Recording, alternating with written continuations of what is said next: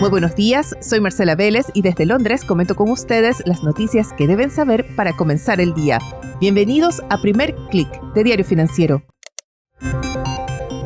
Muy buenos días, es lunes 23 de septiembre, bienvenidos a Primer Click. Si se desconectaron durante el largo feriado en Chile, bienvenidos.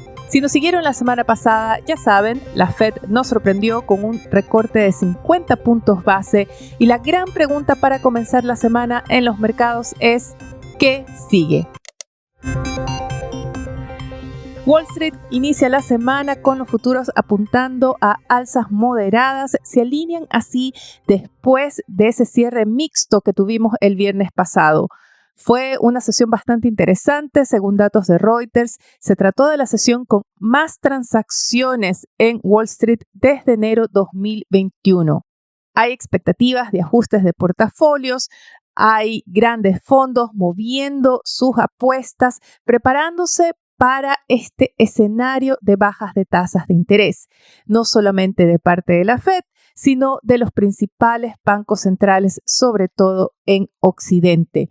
Esta semana tendremos decisiones en Suecia, en Suiza, en Latinoamérica, tendremos decisión de política monetaria en México y la atención de los mercados está en que comencemos a ver a los bancos centrales siguiendo los pasos de la Reserva Federal. Pero hay todavía algunas dudas que persisten en torno a la acción de la Fed. ¿Fue el recorte de 50 puntos base una puesta al día, un reconocimiento tácito de que se demoraron en iniciar el ciclo de baja de tasas o fue una forma de anticiparse a las señales de recesión que ya están viendo? Esa es la pregunta que domina en Wall Street y el mercado va a buscar respuestas o señales en las intervenciones que tienen agendadas nada menos que 9 banqueros centrales, incluyendo el propio Jerome Powell esta semana. En la agenda de hoy destaca así la intervención de 3 banqueros centrales de Atlanta, Chicago y Minneapolis. La atención va a estar en Rafael Bostic, presidente de la Fed de Atlanta, quien además es miembro del Comité de Política Monetaria de la Reserva Federal y quien se va a referir en su conferencia acerca del escenario económico para Estados Unidos. Ahí los inversionistas van a buscar señales si es que los miembros de la Fed están viendo sí un aterrizaje suave, una baja de la inflación, baja de tasas de interés, pero una economía que crece todavía y que es un escenario que favorece la toma de riesgo, o si acaso los banqueros centrales están preocupándose por una posible recesión, aunque sea menor.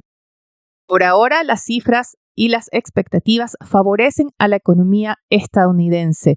Por el contrario, tenemos a una China que no logra reactivar el crecimiento de su demanda interna y tenemos a una Europa cada vez más en problemas. Esto se está reflejando en las monedas. Vemos que el dólar se recupera después de haber alcanzado la semana pasada su menor nivel en un año. Esta mañana el índice global de la divisa sube 0,45%. Es un alza importante que se explica tras el retroceso, sobre todo de las monedas europeas. La eurozona sorprendió esta mañana con señales de desaceleración en su sector de servicios y esto llevó a que la primera estimación del índice compuesto PMI, que mide manufacturas y servicios, cayera en terreno de contracción por primera vez desde enero 2024. Hubo varias señales preocupantes en este primer reporte de los índices PMI de septiembre. En Francia sorprendió la caída del índice de servicios en terreno de contracción, es decir, una lectura bajo 50, marcó 48.3 en septiembre después de haber alcanzado 55 en agosto. En Alemania, lo que sorprendió sobre todo fue que el índice de manufacturas siguiera profundizando su debacle, siguiera marcando su caída en territorio contractivo, ya marca 40.3. El mercado esperaba que se mantuviera en torno a los 42.4 que marcó en agosto. La cifra en Alemania está ya haciendo anticipar que esta economía está prácticamente en recesión y esto aumenta los temores en la eurozona. Van a haber muchos titulares esta mañana acerca de un resultado electoral regional en Alemania. Ayer hubo elecciones en el estado de Brandenburgo y fue un mensaje súper claro a la coalición de gobierno. El Partido Socialdemócrata, SPD, logró salvar el liderazgo en la elección, pero apenas con 2 puntos de diferencia respecto al partido de derecha radical AfD. No solo eso, sino que el Partido Verde, socio en el gobierno de coalición de Olaf Scholz, queda fuera del Parlamento de Brandenburgo después de no haber alcanzado el 5% mínimo de los votos. Es el tercer resultado electoral contra la coalición de gobierno y se entiende como un mensaje de sanción de parte de los electores contra el mal manejo y el deterioro de las condiciones económicas que están además alimentando el resentimiento contra el aumento de la inmigración. Vayamos ahora a China, donde tenemos también una economía en desaceleración, pero comienzan a haber señales de que Beijing prepara medidas de estímulo. Así interpreta el mercado a la decisión del Banco Central de China de recortar en 10 puntos base la tasa de refinanciamiento bancario a 14 días, una medida que llega después de haber decepcionado el mercado por mantener las tasas de interés a 1 y 5 años la semana pasada. Además de la decisión de hoy, se anunció que mañana va a haber una conferencia enfocada en la situación económica del país de parte del gobernador del Banco Central chino y otros reguladores financieros. En Asia, el índice regional avanzó 0,19%, impulsado sobre todo por el avance de Shanghái, ya que Japón está cerrado hoy por feriado. Las acciones europeas siguieron también la pauta de la sesión en Asia, suben 0,72%, alineados también con los avances que vemos en los futuros de Wall Street. Es una sesión negativa para el cobre, que cae 0,50%. En general, no es una buena sesión para los metales, golpeados por el avance del dólar. Una acción que se vuelve protagonista en el inicio de la sesión es Intel. La fabricante estadounidense de semiconductores parece ser el epicentro de la atención de 2 grandes empresas. Qualcomm se habría acercado a Intel con una oferta de adquisición en la que, de aprobarse o concretarse, sería una de las principales fusiones y adquisiciones más grandes en el sector tecnológico, considerando que Intel tiene una valorización de mercado en torno a los 90.000, 100.000 millones de dólares. Pero Bloomberg reporta esta mañana que el fondo Apollo Management habría ofrecido a Intel una inversión por 5.000 millones de dólares. Esta es una operación que le ayudaría a la empresa que ha tenido problemas de financiamiento a ampliar su plan de inversiones y quizás evitar o contrarrestar la oferta de adquisición de Qualcomm.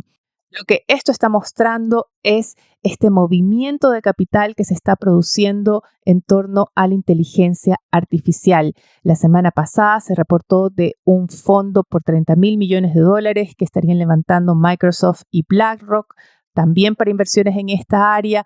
Hay reportes de que la taiwanesa TSMC está en conversaciones para una planta de fabricación de semiconductores en Medio Oriente. Así que hay muchos movimientos en torno a la inteligencia artificial, como habían anticipado los analistas, un proceso que podría superar incluso la movilización de capital que vimos para el desarrollo de Internet a finales de los 90, inicio de los 2000.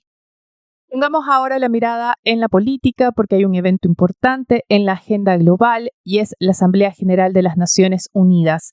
Durante el fin de semana tuvimos 2 días de reuniones que concluyeron en la firma del Pacto para el Futuro. Es una instancia que compromete a los miembros de la ONU en temas como cambio climático, como reforma de las instituciones. Pero la verdad es que quizás por su lenguaje bastante general no ha capturado tanto la atención. Un ejemplo, y lo destaca el diario Valor en su edición esta mañana, es que en su discurso ante la ONU por este pacto, Lula da Silva habló ante una asamblea en la que no estuvieron presentes los principales miembros del Consejo de Seguridad. Esta semana, a partir de mañana, escucharemos a los principales líderes mundiales Ya tenemos al presidente chileno Gabriel Boric en Nueva York, también al presidente argentino Javier Milei, quien por cierto va a tocar la campana hoy al inicio de la sesión en Wall Street. Milei hablará ante la asamblea mañana, será un discurso que probablemente va a agitar algunas plumas y que va a capturar muchos titulares, pero la atención a nivel geopolítico va a estar en el discurso de Joe Biden de Estados Unidos.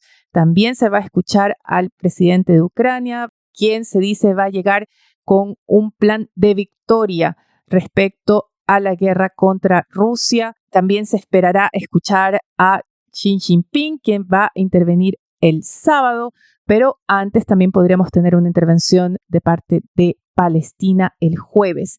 Esta es una asamblea que llega con varios conflictos abiertos. Está la invasión de Rusia en Ucrania, una guerra que ya se extiende más de 2 años, y también ahora el conflicto entre Israel y Hamas, que está por cumplir 1 año y que se da en medio de un recrudecimiento de las tensiones y las agresiones, ya no solo la campaña de Israel contra Hamas, sino también ahora Israel contra Hezbollah en Líbano.